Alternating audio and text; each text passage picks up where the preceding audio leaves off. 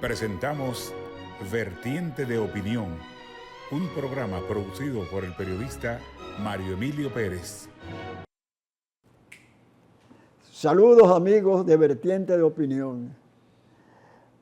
El invitado nuestro de hoy, el doctor Rafael Alburquerque,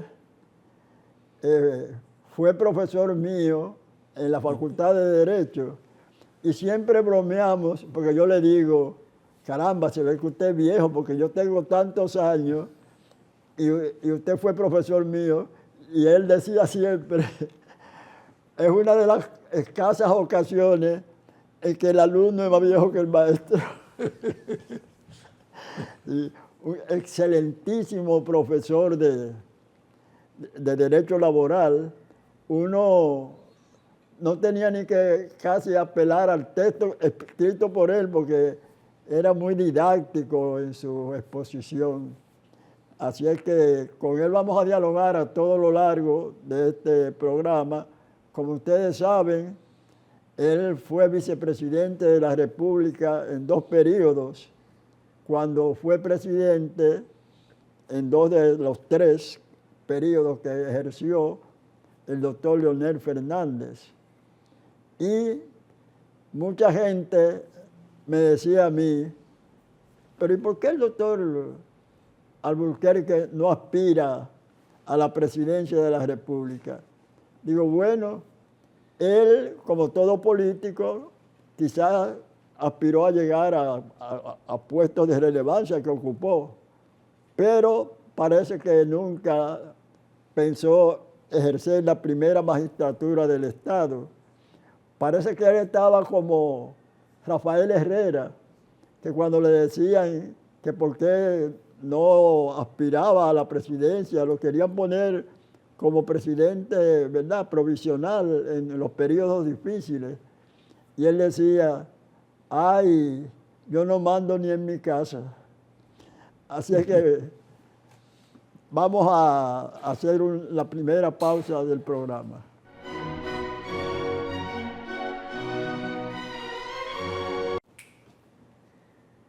Bueno, la primera pregunta que le voy a hacer a este diestro jurista del derecho laboral, tiene una fama internacional, pero la pregunta es, tú sabes que Omar Fernández, hijo de Leonel Fernández, ¿verdad?, máximo líder del partido Fuerza del Pueblo, ha adquirido una popularidad y una notoriedad pocas veces vista. Y hay analistas políticos que han sugerido la posibilidad de que en lugar de el doctor Leonel Fernández, que ha ocupado la primera magistratura del Estado en 3 ocasiones, como que Omar podría ser su sucesor para los próximos comicios del año 2028. Incluso dirigentes de la Fuerza del Pueblo han externado la opinión de que sería mejor candidato.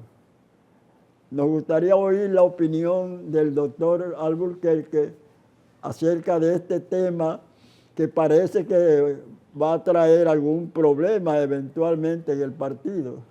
No, mira, lo primero es decirte que, bueno, darte las gracias por esta nueva invitación y decirte que no habrá ningún problema interno en la organización.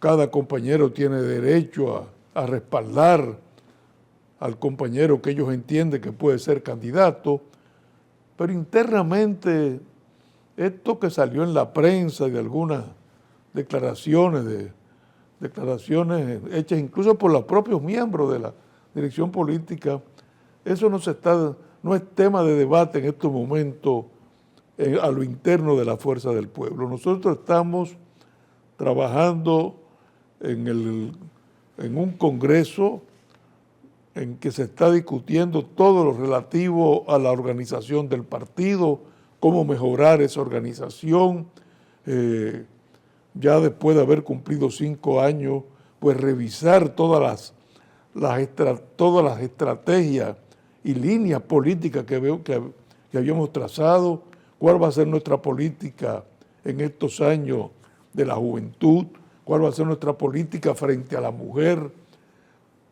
Hay que trazar una línea política opositora y revisar los estatutos. Y en eso estamos. Y vamos a estar en esos debates que tenemos internamente, sin olvidar, lógicamente, nuestro papel de oposición frente al gobierno, pues hasta finales de febrero.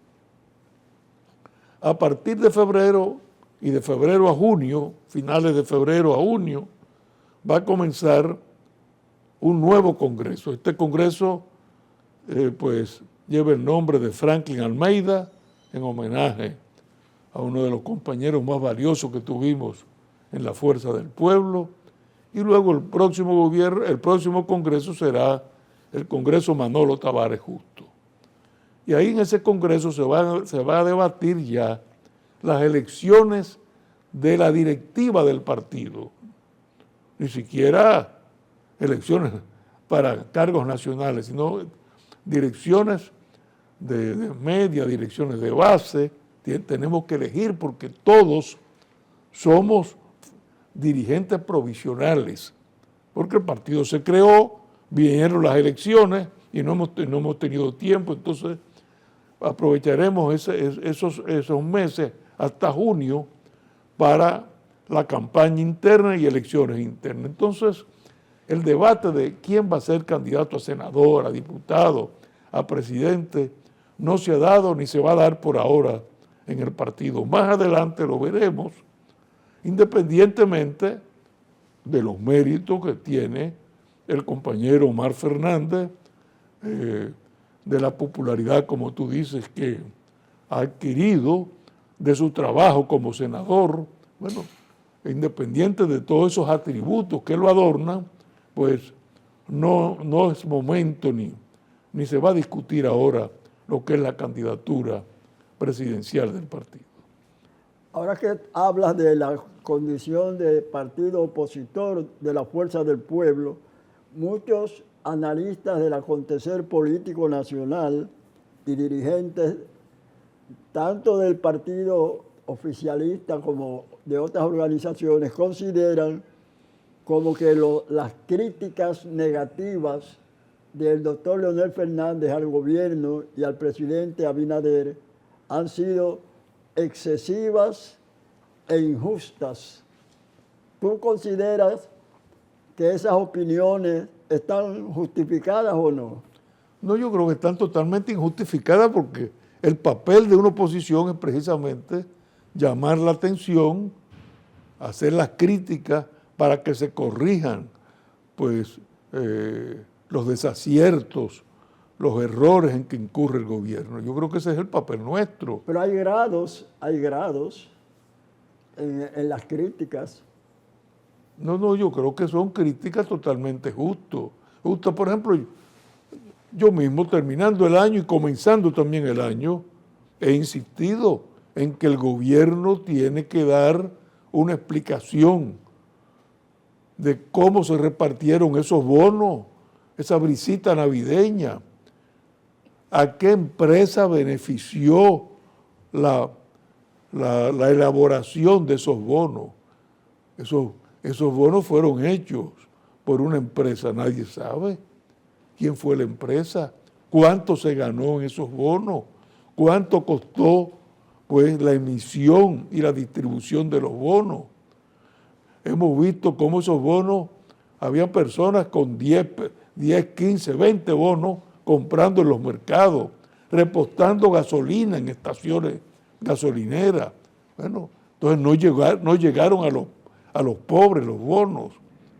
La brisita navideña de que habló el presidente fue un huracán para las grandes empresas que se beneficiaron de ese negocio de los bonos, para no llegar, o sea, criticaban a las fondas de la Fuerza del Pueblo. Bueno, esa distribución es una distribución Usted va a la fila y ve que son gente pobre que están recibiendo una cesta, una canasta navideña, pero el bono nadie sabe.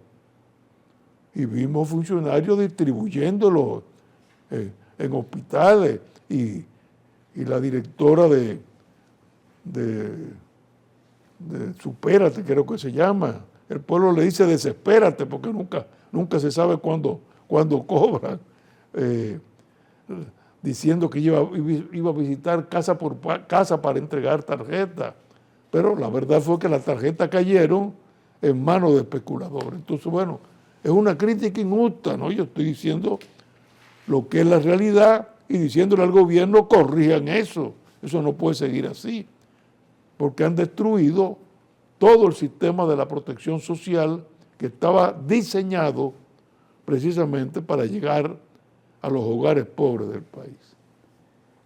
Hay un aspecto importante de la política dominicana y es el proyecto ya aprobado sobre las candidaturas independientes. La Fuerza del Pueblo ha sido uno de los partidos que más ha criticado esa decisión del Tribunal Constitucional. Ahora bien, tú recordarás que en América Latina ha habido candidatos independientes que han obtenido el poder. El mismo caso de Chávez, que intentó un golpe de Estado que falló siendo militar y luego desde la cárcel comenzó a hacer proselitismo y cuando salió fue tal su popularidad que ganó la presidencia. Y así otros casos en América Latina. ¿Tu opinión podría disentir de la de tu partido y de tu líder? No, mira, nosotros no nos hemos opuesto a la candidatura independiente. Hay dos aspectos que tendríamos que expresar acá. O sea, nosotros lo que hemos dicho es que tiene que haber una regulación para las candidaturas independientes. Ahora en la misma ley que fue considerada los artículos inconstitucionales por el Tribunal Constitucional, esas mismas disposiciones declaradas inconstitucionales reconocían las candidaturas independientes a nivel municipal y estaban reglamentadas. El tribunal dice, son inconstitucionales porque puede ser a cualquier nivel. Bueno, perfecto. Como tú dices, puede ser una candidatura a la presidencia. Y siempre podrá haber candidatura independiente. Pero tienen que estar reguladas, tienen que estar reglamentadas. Y precisamente ayer, la Fuerza del Pueblo, el PLD y el partido de gobierno, el PRM, los tres partidos, llevamos una posición conjunta a la Junta Central Electoral de cómo deben regularse esas candidaturas independientes. Eso por un lado. Por otro lado, a mí me parece que es necesario revisar la ley que establece los procedimientos del Tribunal Constitucional. Yo creo que el Tribunal Constitucional está para velar por el cumplimiento de la Constitución. Bueno, muy bien, usted declaró inconstitucional esa ley. Ahora, lo que no, en mi opinión como jurista, lo que no debe hacer un Tribunal Constitucional es decir, esos artículos son inconstitucionales y en tal virtud esos artículos deben decir tal y tal cosa. Porque el Tribunal Constitucional no está para legislar. Le llaman ahora sentencias manipulativas, o sea, paralegales. O sea, usted no está para legislar. Lamentablemente, eso es una atribución que le otorgó el Congreso. Por eso es inconstitucional incluso. El Congreso no se puede despojar de su potestad de legislar. Entonces, ¿cómo es posible que el Tribunal Constitucional diga esos artículos son inconstitucionales? lo que tiene que decir la ley es esto. Imposible. Por lo menos en el sistema nuestro. Que en Colombia lo hacen, bueno, pero en el sistema nuestro eso es invadir el ámbito del Congreso Nacional. Lo que tú puedes admitir es que dicte una sentencia exhortativa diciéndole al Congreso, legisle sobre cómo deben ser las candidaturas independientes. Eso sí, pero no una sentencia en la cual ellos se arrogan el derecho de legislar.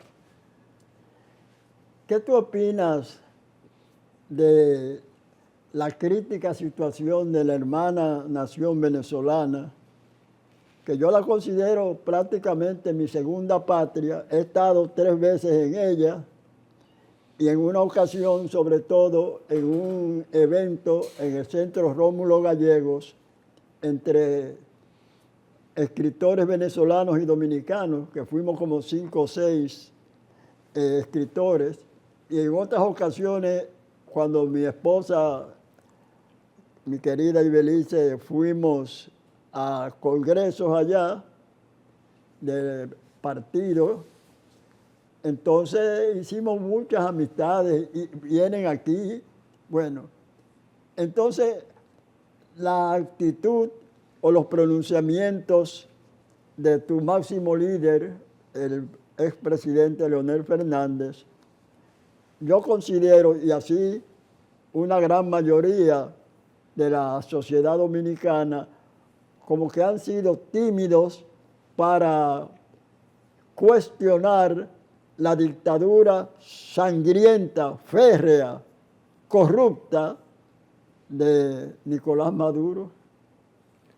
Mira, Mario Emilio, lo que ha dicho el presidente Fernández y hay una gran parte de la opinión pública que así lo sostiene.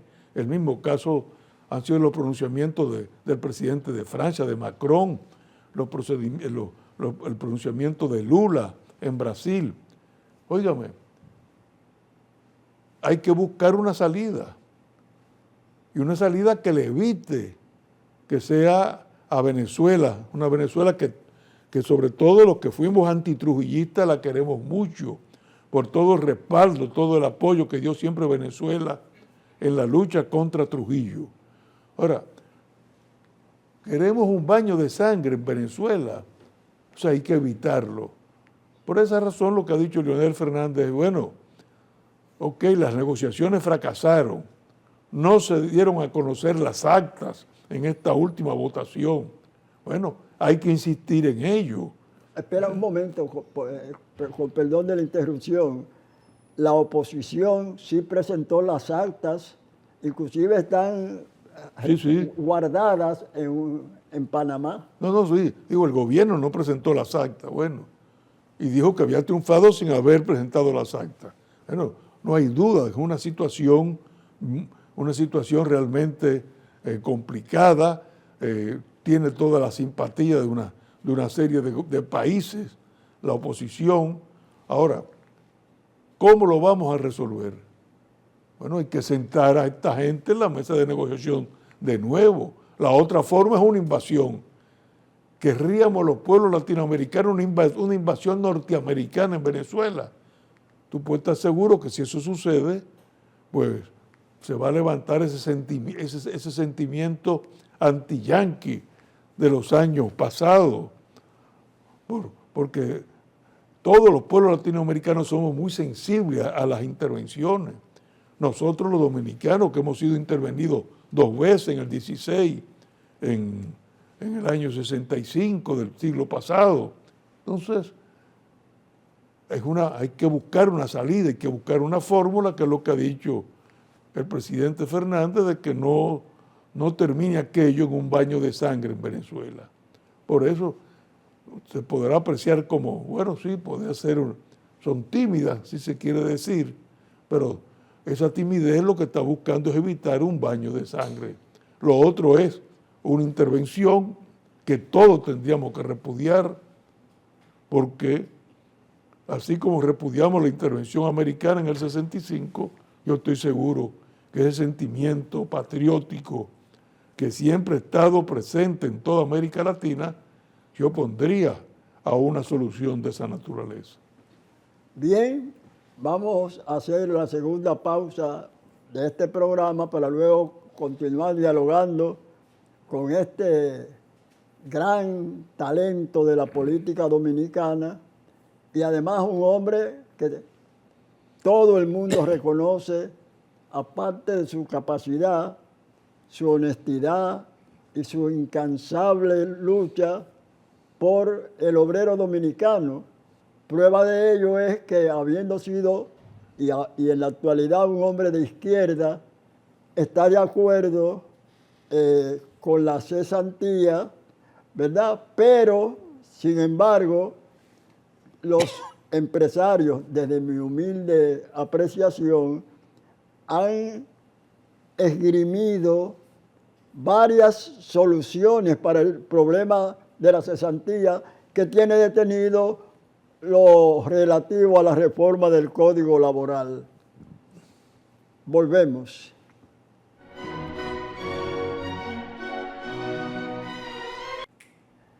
Continuamos dialogando con el doctor Rafael Alburquerque, un distinguido dirigente político, 2 veces vicepresidente de la República.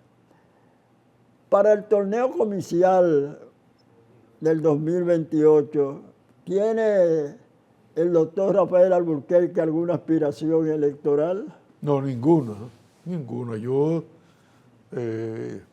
Yo creo que ya yo terminé mi ciclo, yo estoy en una organización política porque creo que hay que luchar siempre por el pueblo dominicano, por el mejoramiento, sobre todo de las clases más pobres, de las clases más vulnerables.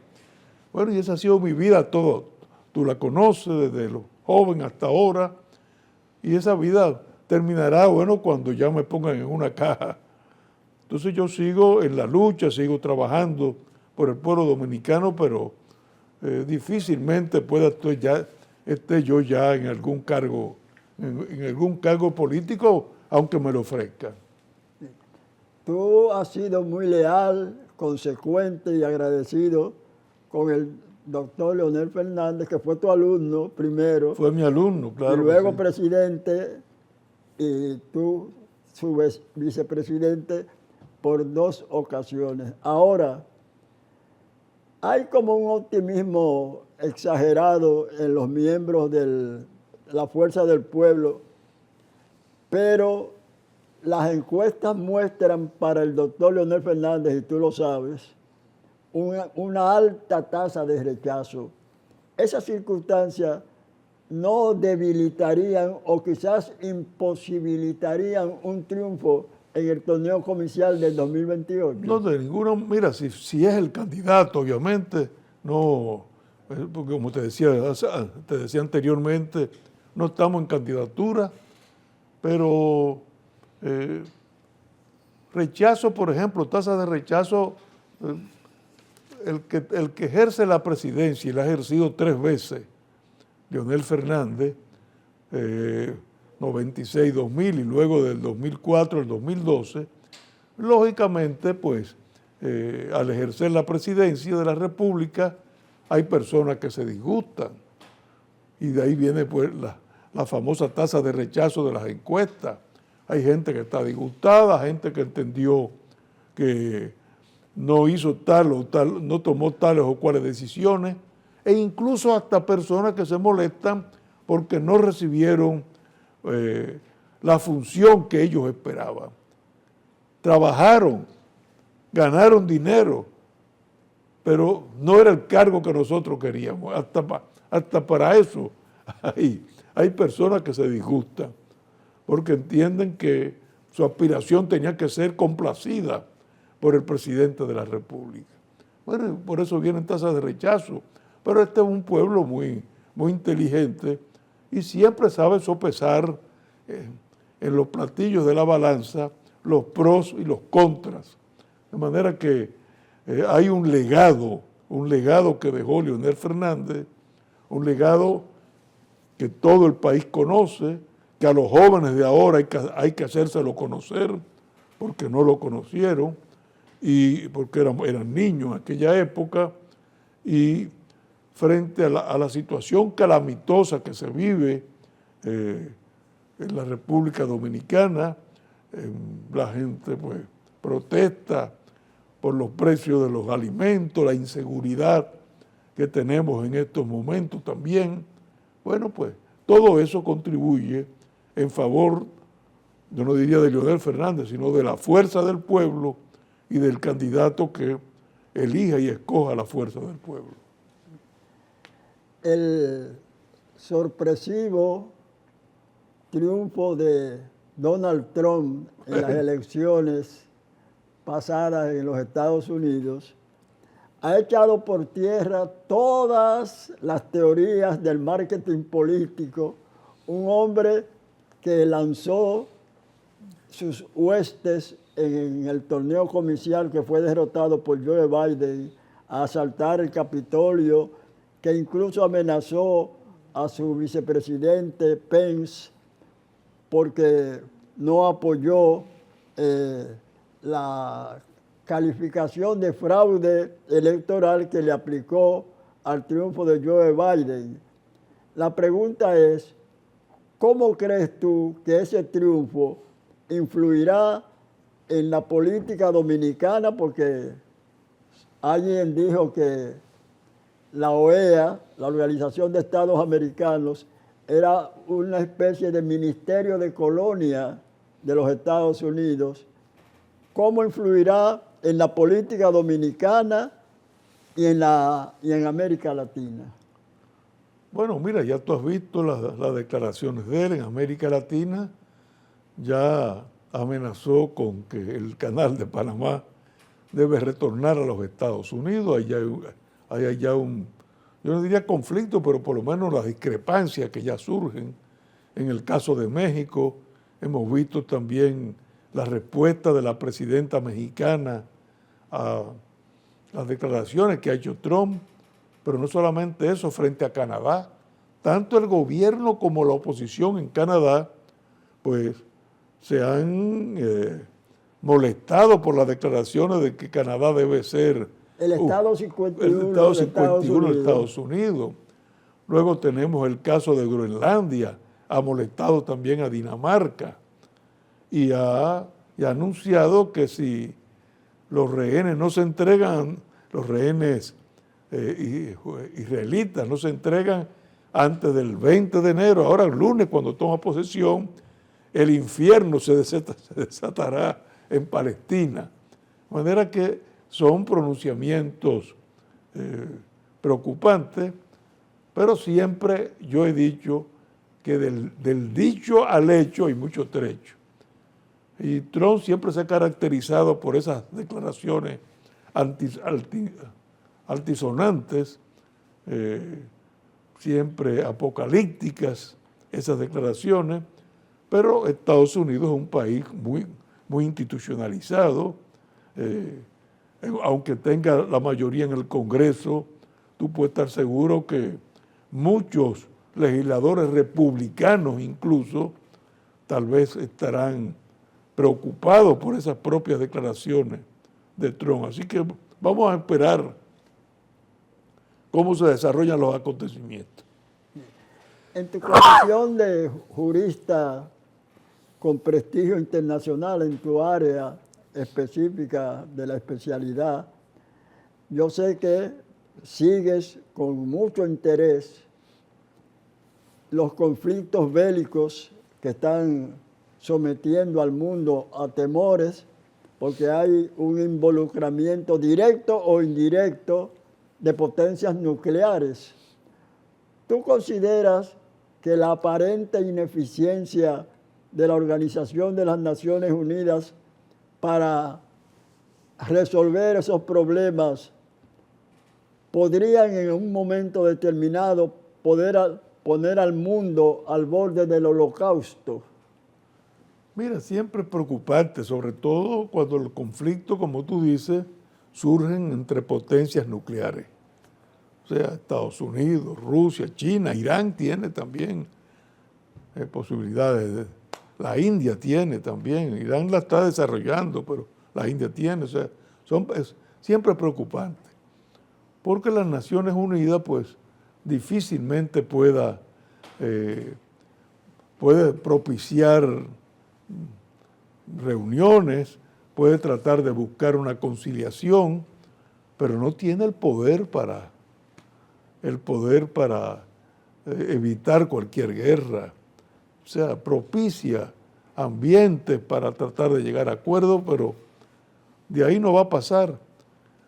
No te olvides que tú fuiste también estudiante de Derecho, que en la Facultad de Derecho, sobre todo los viejos profesores, decían, cuando hablaban de la diosa Temis, que era la figura que representa el derecho, decían, bueno, ¿por qué la diosa Temis tiene de un lado la balanza y del otro lado la espada?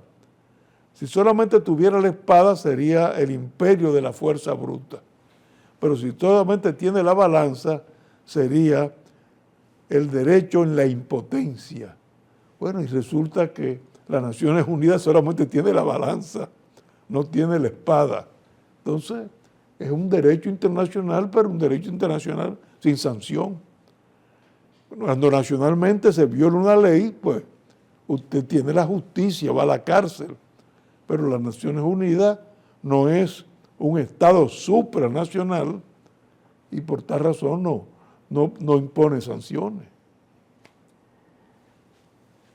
Muchos países, sus dirigentes políticos, gobernantes, consideran que la ideología ha muerto de acuerdo a la tesis tan controvertida de Fukuyama.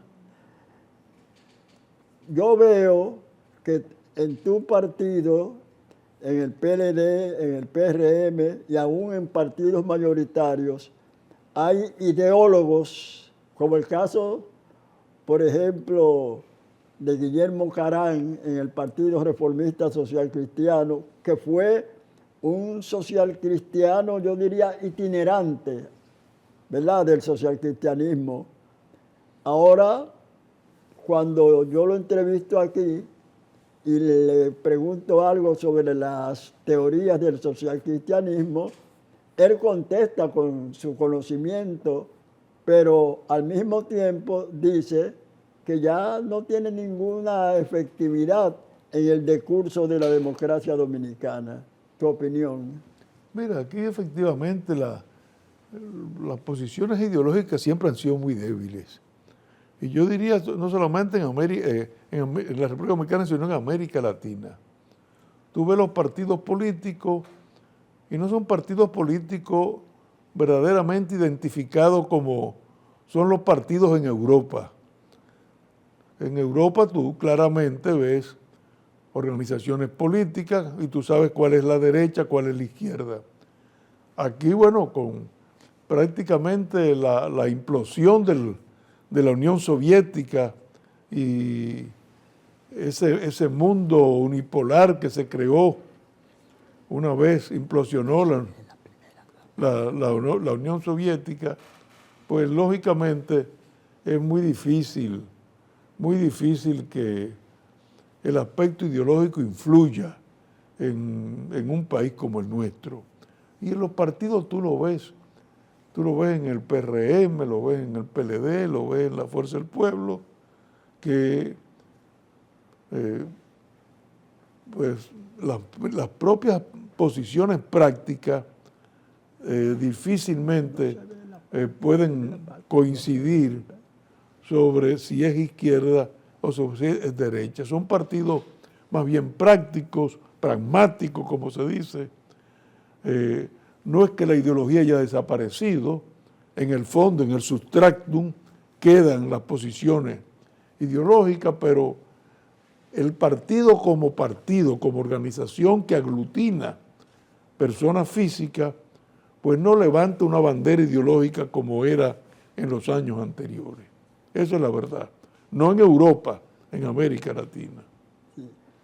Al expresidente Leonel Fernández le han hecho críticas a sus gestiones, sobre todo el hecho de que ahora critique que determinadas cosas que no ha hecho o algunas que ha realizado el gobierno cuando él ocupó la magistratura del Estado, no las realizó. También la venta de los ingenios al sector privado, por un lado, también el hecho de que fue, según dicen algunos analistas y sectores del oficialismo, que no combatió con la suficiente energía la corrupción que caracterizó a muchos de los funcionarios de sus gobiernos. Mira, comenzando por, entre comillas, la venta de los ingenios, no hubo venta de ingenios. Leonel Fernández no vendió ningún ingenio.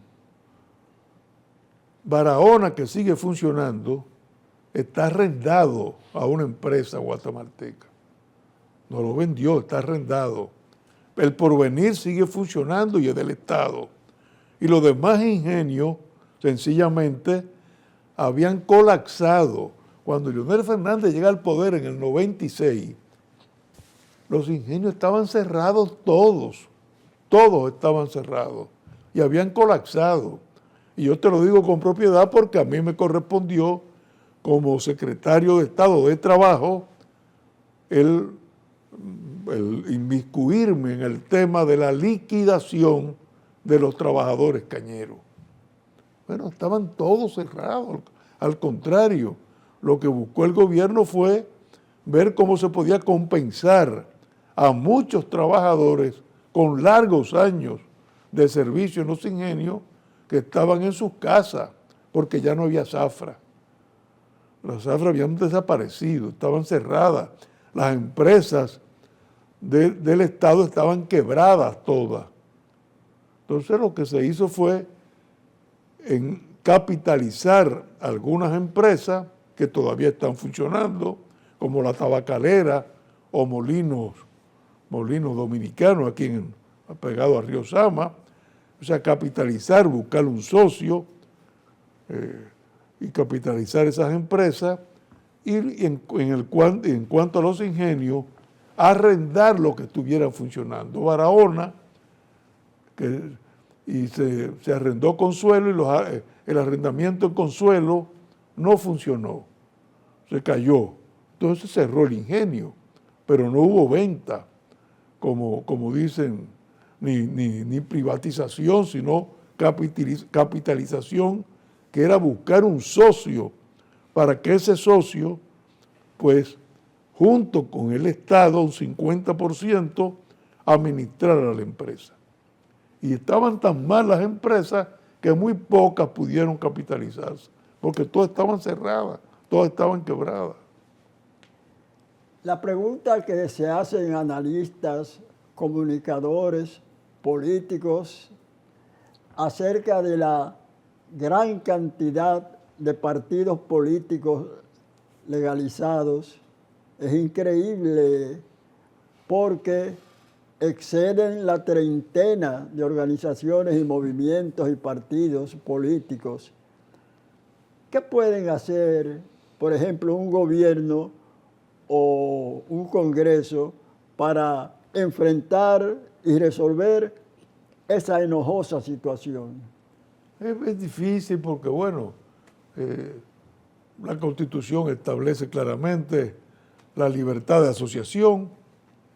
Bueno, y cada quien, si cumple los requisitos exigidos por la Junta Central Electoral, por la ley de regímenes electorales, pues lógicamente cualquier ciudadano tiene derecho a constituir su partido, repito, si cumple con los requisitos de la ley.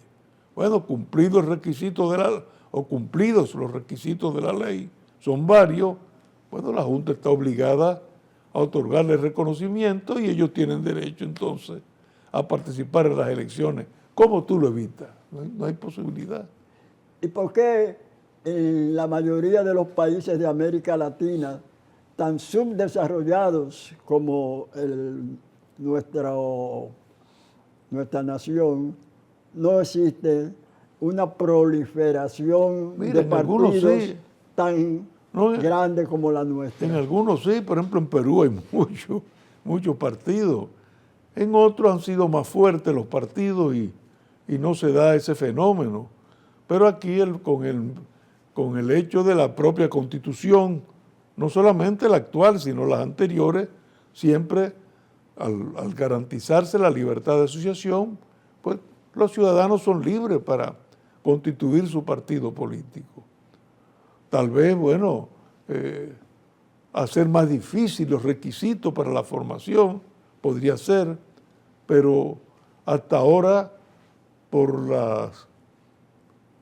los estudios que se han hecho y todo, pues siempre hay ciudadanos que se animan a formar partidos políticos y logran cumplir con los requisitos que no son fáciles, porque tú tienes que tener un local abierto en cada una de las provincias del país.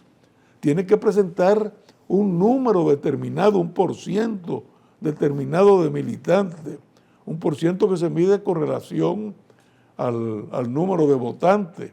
Bueno, y si lo consigue, ¿cómo dice? No, usted no puede ser, usted no puede tener un partido político. Esa es una realidad con la cual hay que bregar. Sí. Bueno, le agradecemos al doctor Rafael Alburquerque, prestigioso jurista y dirigente político, que haya aceptado esta invitación a Vertiente de Opinión. Se lo agradecemos más porque sabemos que en política, en la Fuerza del Pueblo, es un batallador incansable. Así es que sus comparecencias, como siempre, son instructivas para la teleaudiencia de este programa. Hasta la próxima, Dios mediante.